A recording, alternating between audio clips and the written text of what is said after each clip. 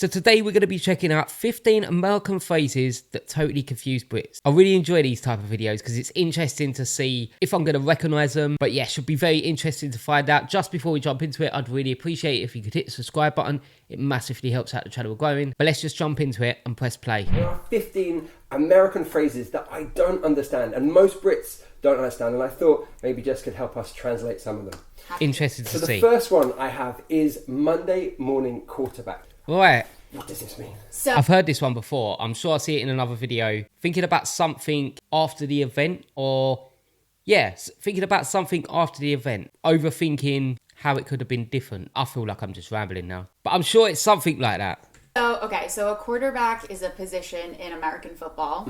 Don't ask me more than that because I don't actually know what it means beyond that. But basically that phrase means to, when someone's coming in and giving advice or giving their opinion on something when it's already happened. Right, So, so like, yeah. okay, well, you have I was on the line. privilege of hindsight now. Close. So this is kind of pointless information. So the quarterback is a position in American football, and they're the one that dictates what to do. I think they tell everyone, oh, you go this way, you go that way. So I guess it's that, but you're doing it in a different context. Yeah. After the event. Like the game's already over. So it's kind of like if people are watching or they have watched a football game here and then people are... I never really thought, because I don't know too much about American football. I've learnt little bits. So do you have a captain on a football team? Or is the quarterback like the captain? Because just the way they were describing it there, it's like the quarterback is like the captain. He's the one in charge. He's telling everyone where to go, what to do, everything. I can't think seeing now that someone was a captain. So is that the role of a quarterback, or am I completely wrong? Just let me know in the comments. At the pub and they're like, oh, you should have gone that way and should have did this and did that. And it's like, well, that's not really that helpful, is It's it? really annoying. Oh, so to Monday morning quarterback something is actually a really annoying thing to do. Right. Okay, we don't have that same phrase, but Okay. excellent. No. All right, our next one, bang for your buck. Okay. Right. So Value buck for money? is slang for a dollar, Yes. kind of like how we say quid here. And so when you say something has good bang for your buck, it means that it's good value, basically. Okay. Okay. Yeah. So I was right. So I might say like this flat is a good bang for your buck. Yep, Is it that means right? I'm paying a good price compared to maybe other places around the area. Wait, if he lives in London, it's not good bang for your buck. Definitely not. Definitely not. All right, nice. Okay, this is a classic one that I hear, and I've never really understood it. To plead the fifth. What does this mean? Right, so the fifth is an amendment in the Constitution. This is really getting into my history and I don't know if I'm wrong. But I always took this to be similar to say no comment. Or is there more to it than that? I kind of see it as say no comment. If someone gets arrested in the UK, they can say no comment. And they can ask them more questions and you could just keep saying no comment, no comment, no comment. But is it different? Does plead the fifth have more to it? politics knowledge here, Yeah. where you basically can stay silent. So in court, you can say that you plead the fifth, which means you actually don't have to answer any questions. And this is in various different parts of the judicial process. So people will say, like, if I ask you a question and you like sheepishly don't want to answer it, you'll be like, I plead the fifth. Okay, so we can use it in just like a really informal context. Right. Yeah, exactly. So as like a teenager, if your mum was like, where have you been? You could be like, I plead the fifth. Yeah, I probably did that when I was a kid. Nice. Okay, that's a really cool phrase. I like that one. I plead. He pleads the fifth. All right. Okay, this one, I've heard a few times. John Hancock. What is a John Hancock? Oh, it's a signature. Who is John Hancock? So John I see this in another one. This is a signature. So it's because he has a really big signature, I think. Hancock, again, this is really going into my history knowledge.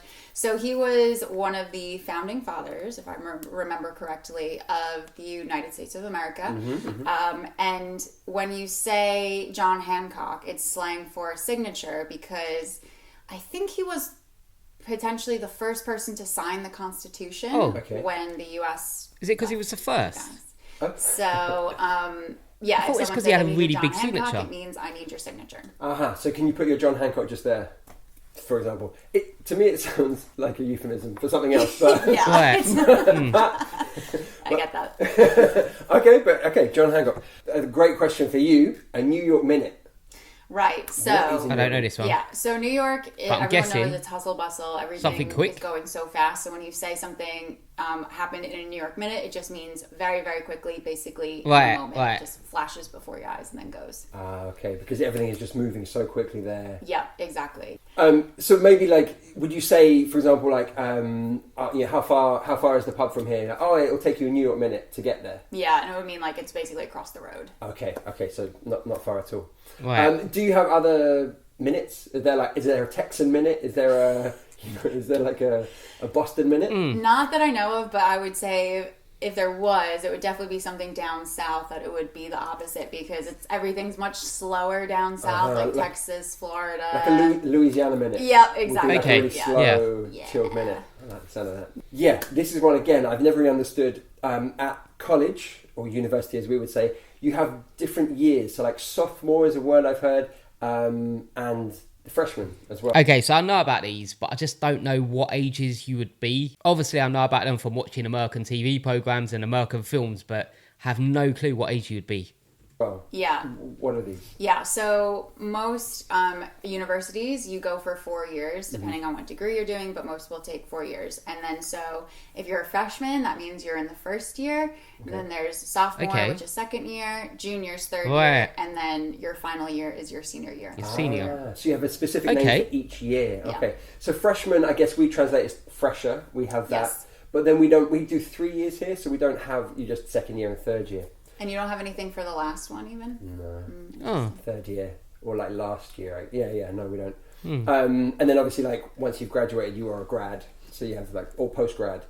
But yeah, the sophomore one I've never understood that ever. Yeah. Sophomore, okay. Yeah. It's very, in the US, you always call each other by that. You would never ever say, I'm in my second year or my third year. You'd always say, I'm a sophomore. And it's also a little bit of an identifying factor where it's like, oh my God, we're all sophomores, cool. Or like, we're all freshmen. And like, oh my God, cool. You're a freshman, that's so cute. Like, we're seniors. And it's constantly used. Is it reduced down in sort of a freshie? Are you a freshie or anything like that? Or is it like a...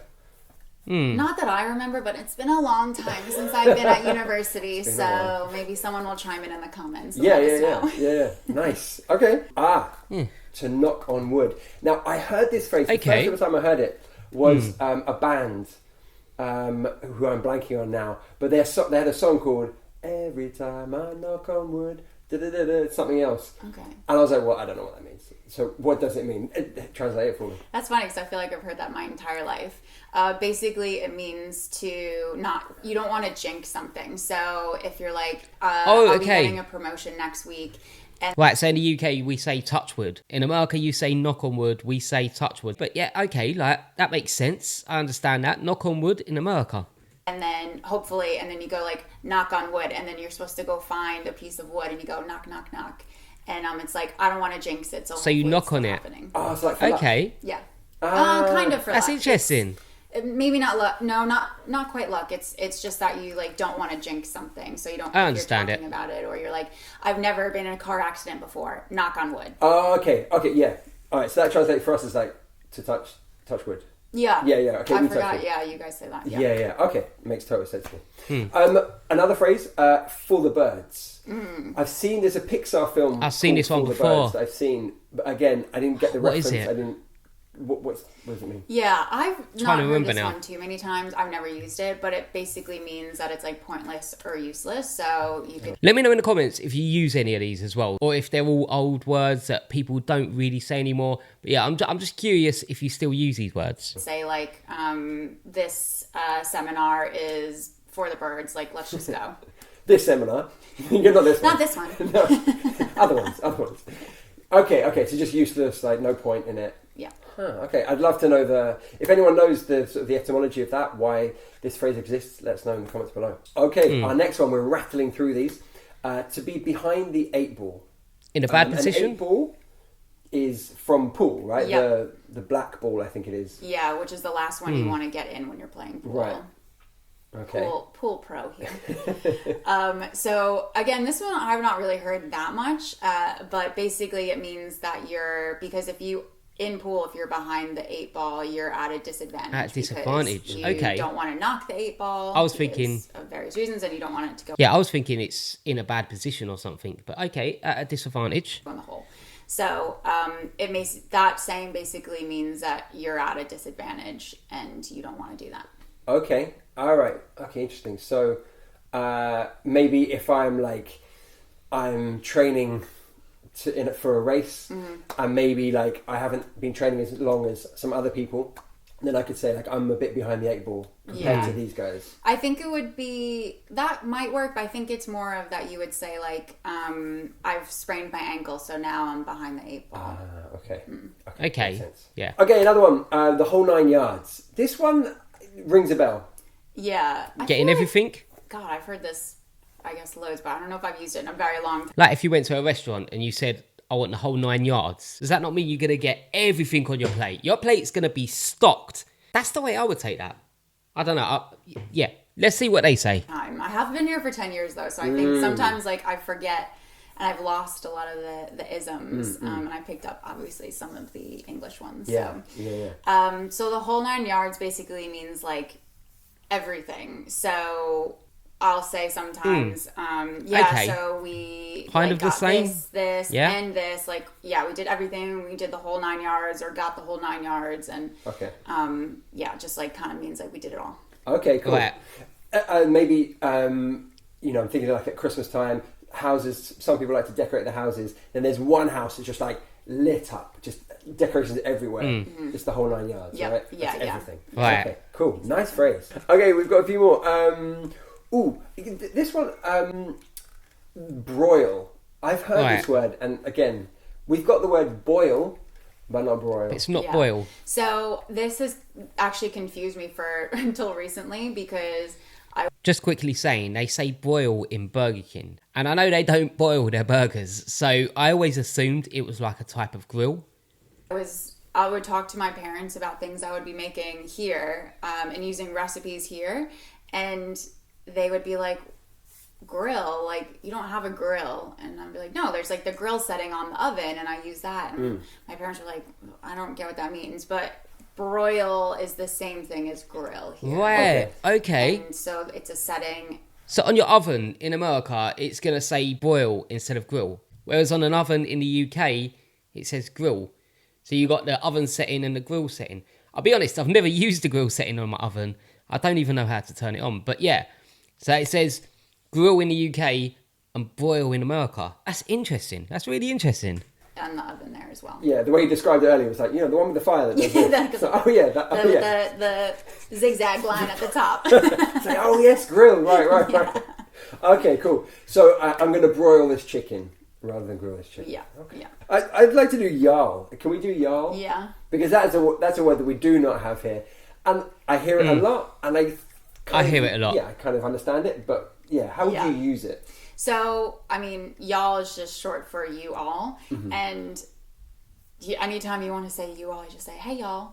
Instead of, hey, you all. I guess people don't really say you all as much. But it's very, very common in the southern part of the U.S. Okay. And it's like you just hear it all the time. And it's kind of, if I ever go to the south of the U.S., people are always saying it. And it kind of like gets in my head. And then I'll be like, start saying it. I'm like, no, I'm from New York. I live in London. I'm not allowed to say it. Oh, really? So, like, someone from New York just wouldn't say y'all? No. Okay. It's a southern thing. Right, But it's kind of charming, too. I think so. Yeah. You've said it, but you've definitely said it.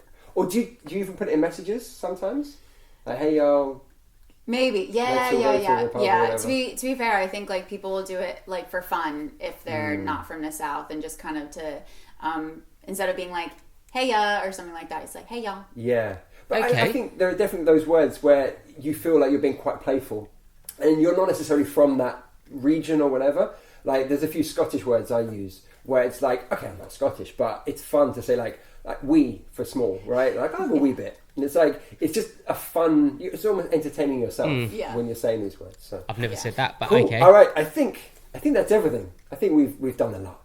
Jess, thank you so much. Really interesting video. I felt like I knew some, didn't know others, but maybe with more videos that I react to over time, I'm going to learn a little bit more. Because I think if I would have watched that a year ago, I wouldn't have known anything there. But little bits here and there, I'm learning little bits. But yeah, really good video. I'd really appreciate if you could hit the subscribe button. It massively helps out the channel we're growing. But for now, I'll see you on the next reaction.